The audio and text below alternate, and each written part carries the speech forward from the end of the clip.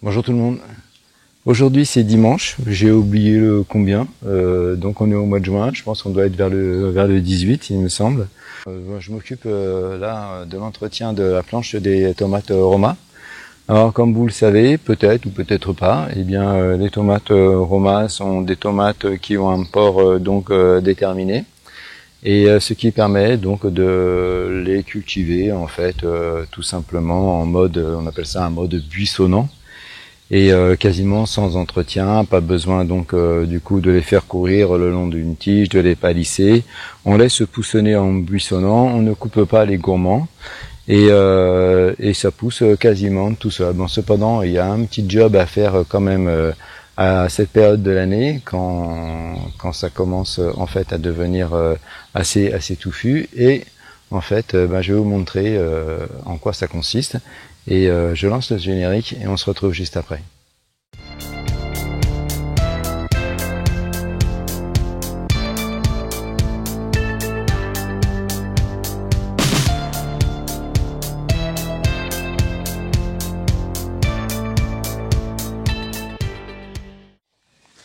Vous voyez ici, on est sur lequel je suis en train d'intervenir.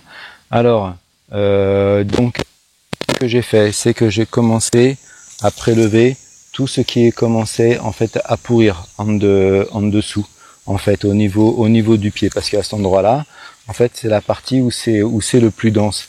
Alors je vous montrerai tout à l'heure un pied sur lequel je suis pas intervenu, mais là on commence en fait à voir le pied.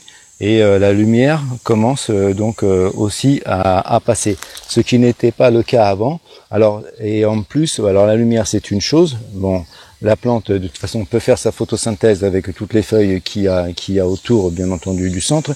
Mais c'est surtout que la ventilation, elle se fait pas très bien. Et là, en ce moment, on a quand même un taux d'hygrométrie qui est quand même très fort. On a des orages, donc il y a un risque vraiment de développement donc du mildiou. Alors ce qu'il faut donc la priorité en termes de prévention, c'est surtout la ventilation, ventilation, ventilation. On ne répétera jamais assez. Il faut que ça ventile. Tout ce qui va être milieu confiné va favoriser en fait le développement donc du mildiou. Ce genre de choses aussi, quand ça pourrit un peu sur place aussi, ça peut être un foyer propice pour le développement donc du mildiou. Donc finalement, on ventile, on essaye de démêler un peu les branches en faisant très attention parce qu'il y a quand même déjà pas mal de fruits dessus, donc elles deviennent assez lourdes, elles peuvent s'en mêler les unes aux autres. Donc on fait attention, on essaye de les démêler de sorte à ce que ça puisse répartir, que ça soit bien réparti, du mieux possible, et que comme ça va pousser et ça va s'éclater. Et normalement à terme, toute la planche là, toute la bâche tissée, elle ne sera plus visible par le développement donc des tiges, des feuilles, de la culture. Voilà, quand on voit des choses qui commencent à devenir comme ça, là, avec des petites taches, si on les voit, on prélève, on n'hésite pas. Bon voilà, l'aroma, ça c'est de l'aroma, donc cette variété chez moi résiste particulièrement bien au mildiou. Ça fait plusieurs années que je la cultive de cette façon. Pour l'instant, tout va bien et j'espère que ça sera encore le cas cette année. Bon voilà, donc il faut commencer à travailler sur une partie et puis là je vais passer de l'autre côté et puis je vais commencer aussi à travailler pour éclaircir, pour enlever tout ce qu'il y a à enlever.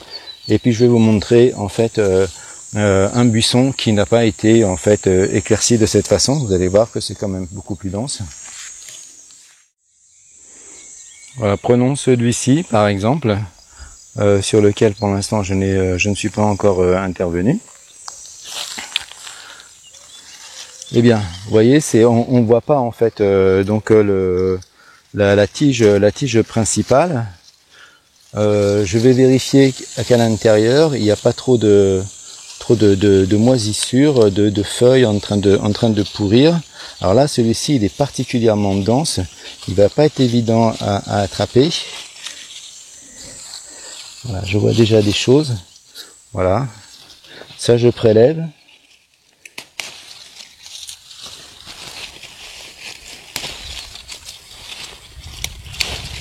Alors, au début, malheureusement, on y va un peu à l'aveugle. Hein. mais petit à petit, finalement, on finit par y voir un peu plus clair. Et là, bon, celui-ci, ça va, il est, c'est pas méchant, il y a pas trop de choses qui est en train de pourrir en fait au fond.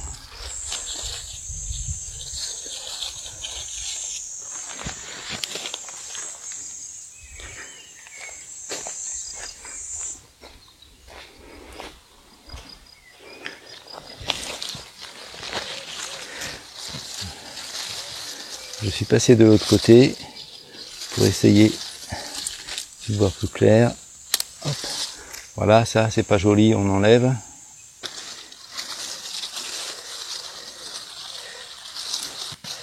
Bon, ben là on découvre en fait une belle tomate déjà.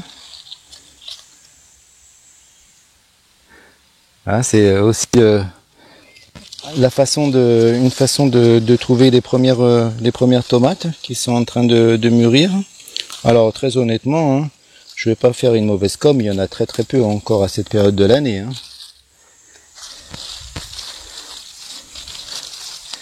Bon ben là, pas trop de feuilles abîmées sur celui-ci. Il est vraiment très trapu. Je vais pas pouvoir l'éclaircir davantage. Je vais pas trop toucher en fait aux branches parce que ça peut casser comme du verre. Mais voilà, vous avez compris le principe. Si on peut faire ce travail, eh ben il faut essayer de le faire de sorte à permettre en fait à la plante de respirer. Enfin, c'est pas de respirer, pardon, hein, c'est de ventiler plus exactement. La ventilation, c'est toujours très important. Les champignons se développent toujours aux endroits les plus confinés où ça ventile le moins. Avec un certain taux d'humidité et une certaine température.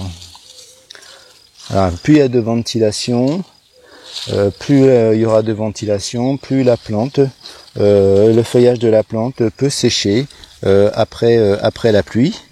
Et ça permet aussi, quand on fait du traitement préventif, de pouvoir en fait avoir une pulvérisation plus uniforme sur l'ensemble du pied.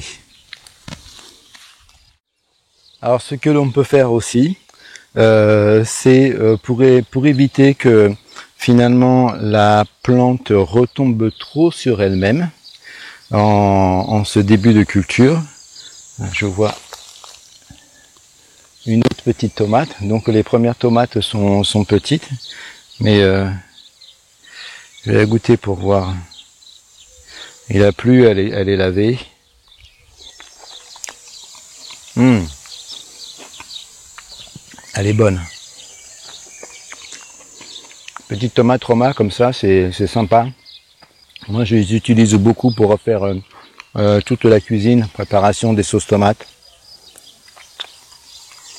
C'est impeccable. Oh, ça fait plaisir de venir croquer dans une tomate. Quel bonheur.